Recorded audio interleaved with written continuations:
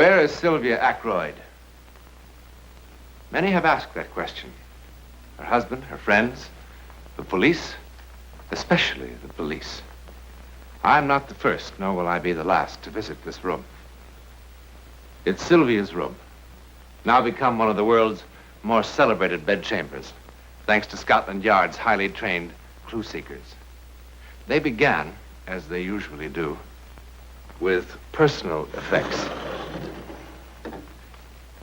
With these dresses, all knit by hand. Lonely hands. The hands of a woman who had nothing else to do. But where is Sylvia now? Dead? But not exactly. Well, not officially. That morning, the 4th of April, was an important day. It was her birthday. Sylvia? Her 40th birthday. Good morning, my dear. Harrison? I have something for you. You should have come down to breakfast this morning. Essie did something triumphal with kidneys and bacon. Kidneys make me nervous at the best of times, let alone breakfast. Would you mind signing here and here? What is it? It's a new stock I'm buying now. Now, please, dear, I'm in rather a hurry. I'm sorry. But I do like to be told about things now and again. I'll tell you later. Incidentally, I won't be home for dinner tonight. I didn't expect you. It's Friday. You're always late Fridays. Merely because Friday happens to be the most opportune evening for filling business associates with expensive champagne. Of course. As a matter of fact, I'm taking Horton Bassler down to Sunningdale. Really? You remember Horton? He was with me during the war. The three of us used to go out together in Paris. He was with us the night we won that waltz contest at Bricktop's. That was such a beautiful, lovely night. You have a very good memory, my dear. I need it. Shall I give Horton your regards? Do. Well, have a good day. You too.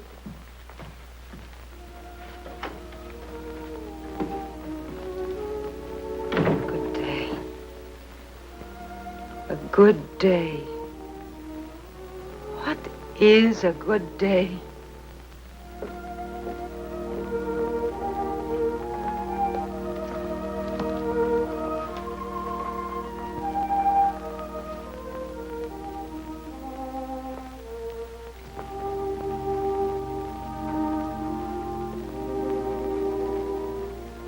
Mrs. Ackroyd, where are you?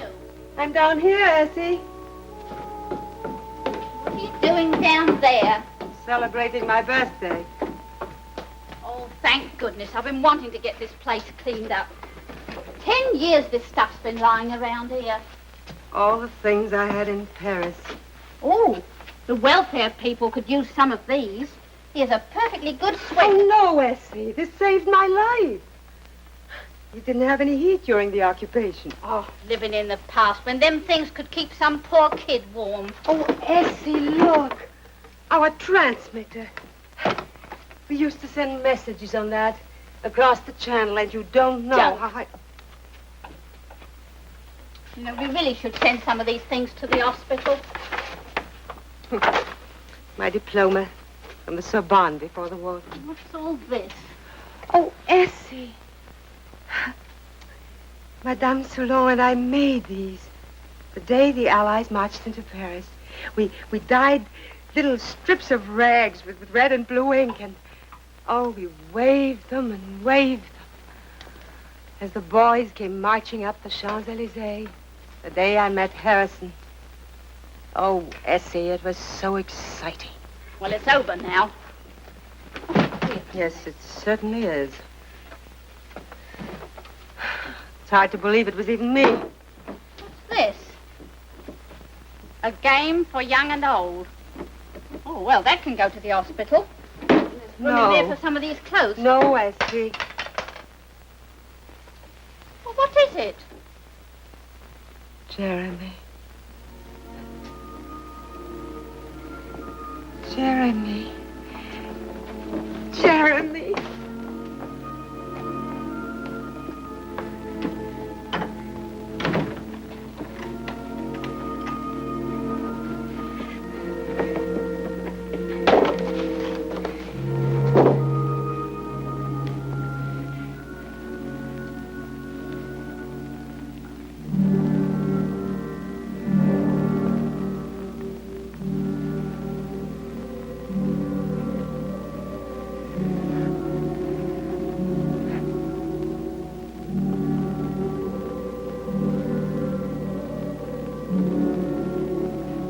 Jeremy.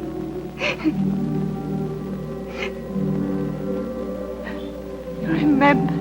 You remembered today. Oh, bless you. I needed it so much. Jeremy, Jeremy, Jeremy.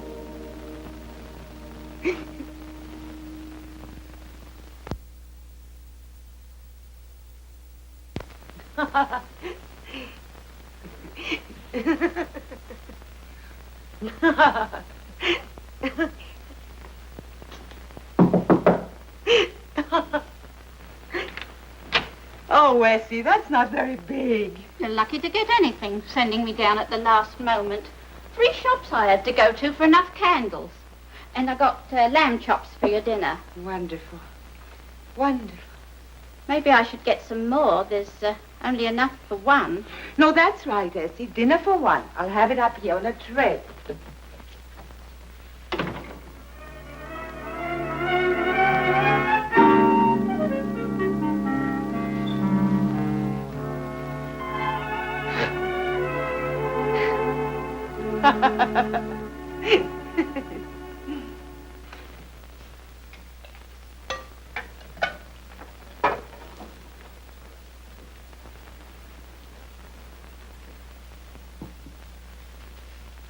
Sir, Hmm? I was wondering if you knew a man called Jeremy. Doesn't that look good? Jeremy who? I don't know. He came to call on Mrs. Ackroyd yesterday. Jeremy. Oh, probably Jeremy Carlos from the Spanish consul. What did he look like? Oh, I didn't see him. He came when I was down at the shops. Mrs. Ackroyd asked me to get her a birthday cake, and it was when I got was back. it her birthday? Heavens, Essie, why didn't you remind me? Anyway, it was quite a party. Well, good. I'm always telling Mrs. Ackroyd she should have more friends. Have a few laughs. Well, there were plenty of laughs yesterday. I could hear them even when I was down here, dusting the sitting room. Good morning, darling. Good morning. It's all right, Essie. I'll help myself. Oh, I'm so hungry this morning I could eat me kidneys. Scrambled eggs. Oh, so they are. Darling, I'm sorry about yesterday. What? Your birthday. Oh, darling, I forgot yours last year. Anyway, I thought you were just being tactful. You know how women dread birthdays. I was thinking, that's one advantage in not having any children. You never miss an opportunity, do you? I didn't mean it that way. I just meant that this way I can stay the same age forever without suddenly finding I have a daughter years older than I am. Anyway, I'm glad you had a nice day. I did. Essie tells me you had quite a party. Who was here? Oh, it wasn't really a party. I just thought a birthday cake would be fun. That man from the consul? Who? Carlos? Carlos. Oh, no, Harrison. Then who was here? There's no one here. Sylvia, what you do is your own affair. I use that word judiciously. Frankly, I don't mind, as long as you're clever enough to keep it that way. But you must understand my position. I will not risk adverse publicity. I don't intend to find my name in the morning papers. I hope I make myself perfectly clear.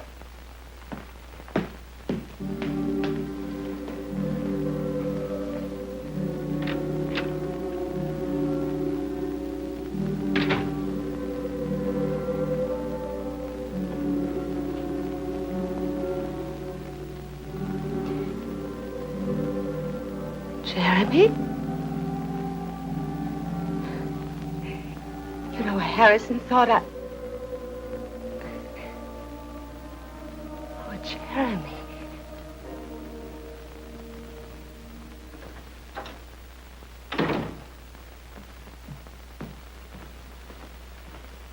Harrison, you're early. Where did you go tonight? Oh, I got bored with the house, so I thought I'd dine out. Oh, so you thought you'd dine out. Yes, Harrison. It's Friday, your night out. I thought it was time for my night out, too. Where did you go? Paglino's? Did you see anyone we know? Yes, I saw the Bradens. And did they see you? They were sitting at the next table. Well, you're going to tell Lily Braden right now how delightful it is to have your cousin over here on a visit from France. And No, that you were... I won't, Harrison. Because Lily wouldn't know what I was talking about. Yes, they did see me. In fact, they asked me to join them. Because I was by myself, dining alone. You're a liar as well. How dare you?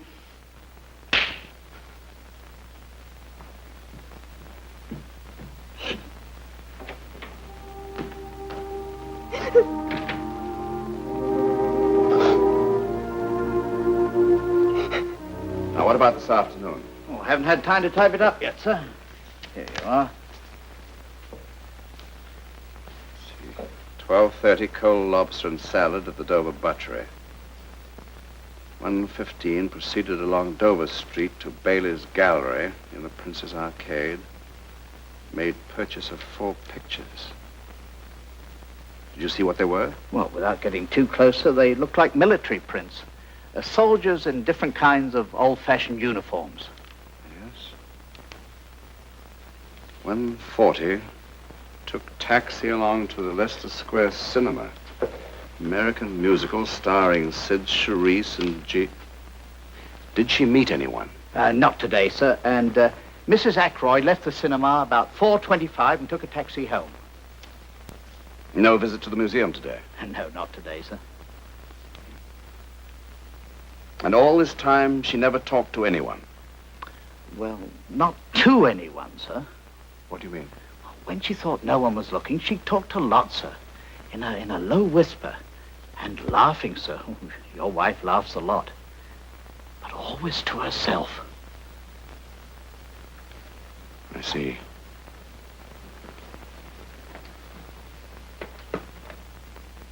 Jeremy, why can't I see you?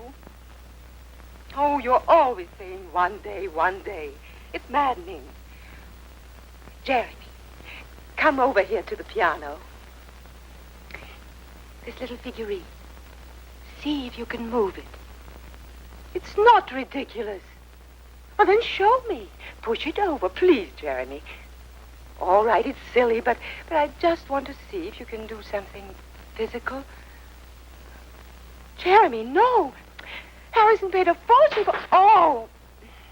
What'll I tell Harrison? But how? I don't know how to play the piano. But I can't. All right. What do I have to do? Yes. Yes. I can feel your hands on mine. Jeremy. That's beautiful. Look at my fingers. You never told me you could play like this. Jeremy, please let me see you just once. I'll do anything. Yes, what? I promise. This afternoon, I'll go to Hartnell's and buy the giddiest thing I can find. You will? Honestly? Now, Jeremy, don't tease me. I couldn't bear it if you... When? Jeremy, tonight. What time? Oh, Jeremy, I want to know how tall you are. And the color of your eyes and what you look like when you laugh. Turn that off. How good you are, how good you are, but you sigh on me. How good you are, good.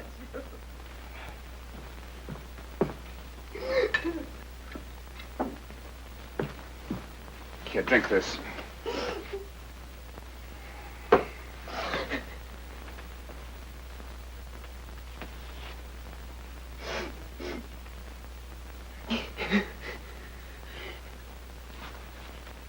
It's pathetic, isn't it? All these weeks you've been suspicious. Now you know. I do have a friend.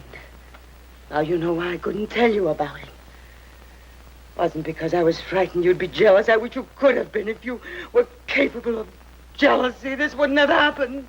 I know one thing, Sylvia. I know that you're ill. You need a doctor. No! You don't know anything. I'll tell you. You remember me. I don't mean the heroine of the resistance or anything like that. I mean me. Me, the way I was. Fun and pretty and enthusiastic about things. Do you remember? What happened to me, Harrison? I died. It wasn't getting older that did it. Harrison, I loved you very much. Sylvia, you must... Just listen. When I found out about you, I should have fought to keep you. But I didn't. I just gave in. I stopped living. Until 3 weeks ago, Harrison, on my birthday, something happened to me. And all of a sudden, I was moving again, and there was color and fun and sunlight. Because someone was showing me some affection. Who? Someone incredibly kind. But who, Sylvia? Do you know what a Ouija board is? A Ouija board? What are you talking about? You remember when Pierre Dardet was captured, and we couldn't get any messages across anymore. Well, Madame Soulon had read a book on telepathy. It seemed pretty far-fetched, but we were desperate enough to try anything. The nights were long anyway. So somewhere she'd find a Ouija board. Well, you've seen them. You put your hands on it and they write messages. It's a board. Well, anyway, it didn't work. Not for the purposes we wanted, but we did make a friend. Go on, Sylvia, go on. Before God, I'm telling you the truth. At first, the writings were meaningless.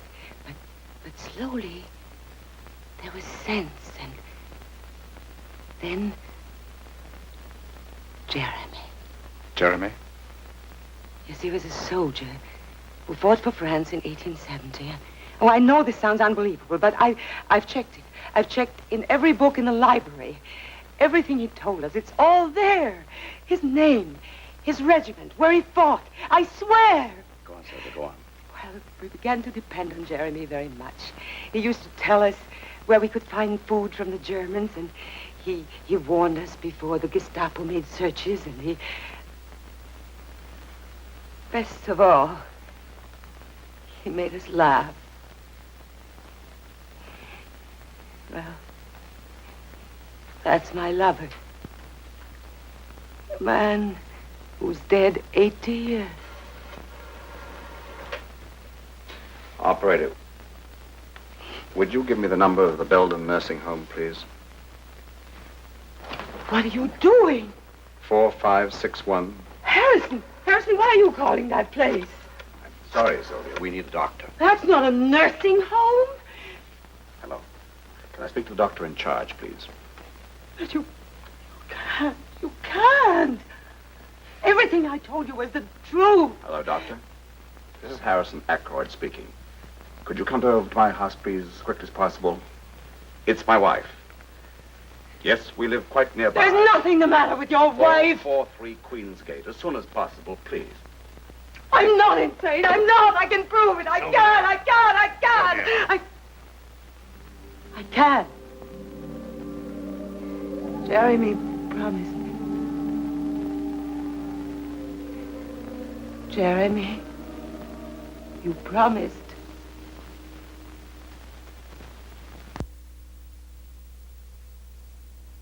What time is it? Almost 7:30.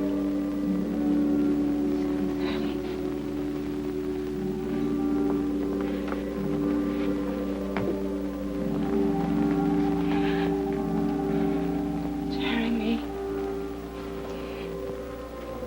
Jeremy, please. I need you.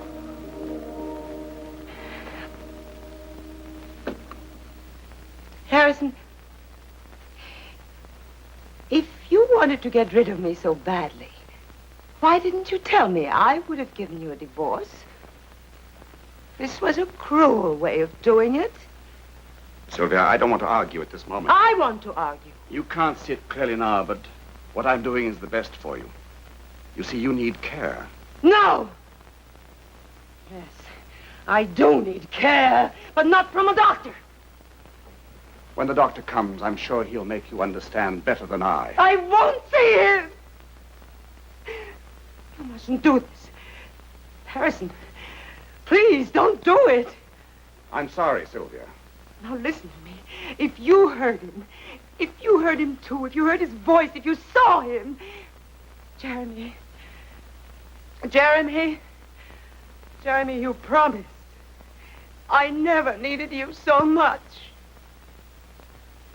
Jeremy!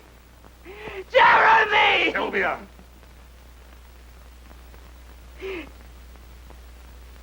Harrison, the tape recorder. The piano. Now, you know I can't play the piano, Harrison, but you heard me play it on the tape recorder. That was Jeremy. If I can do it now. Jeremy, help me. Help me. Help me, help me, help me. Sir, the doctor's here. Doctor, I'm Harrison Ackroyd. That is my wife. You can trust me. You'll be happy where you're going. Come on now.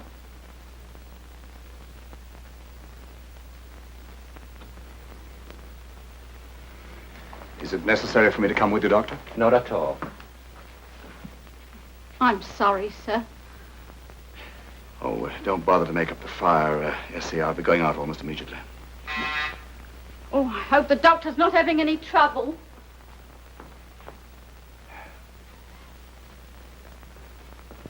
Sir. Mr. Ackroyd, Yes. I'm Dr. Werner. Who? Werner, we talked earlier on the telephone. From the hospital. I've come for your wife. Where is she, Mr. Ackroyd? Where is she?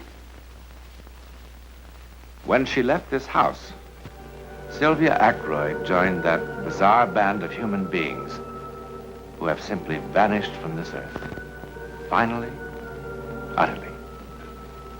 It would be nice to believe that Jeremy did keep his promise. He told her she'd be happy where she was going, wherever that may be.